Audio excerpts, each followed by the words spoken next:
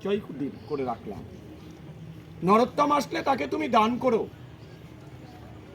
মহাপ্রভুর আদেশ অনুসারে পদ্মা নদী প্রেম ভক্তি গচ্ছিত রেখেছিল।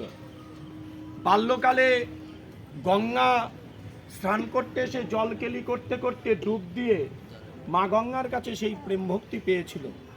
মা গঙ্গা বলেছিল, আমি চিনব কি করে, অনেকেই তো নামবে জলে স্নান করতে, আর আমি চিনব কি করে? বলল, যেদিন নরোত্তম নামবে সেদিন দেখবে অধিকতর তরঙ্গ আসছে, সেদিন তুমি উপলব্ধি করবে যে নরোত্তম নেমেছে। নরের উত্তম যিনি, যথার্থ প্রেম ভক্তি তাকে তুমি দান করবে।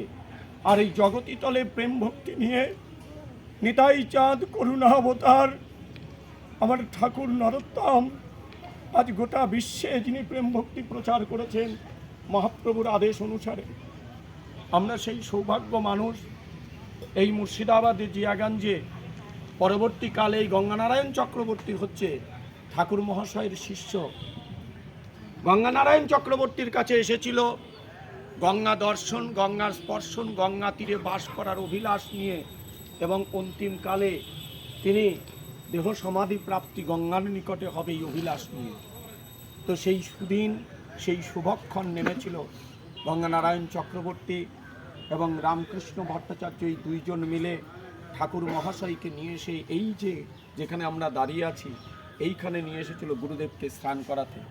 গুরুদেব যখন স্নান করছে তখন সর্ব অঙ্গটা দুগ্ধ রূপে জলে মিশে গিয়েছিল, সেই থেকে দুধঘাট রূপে পরিগণিত হয়।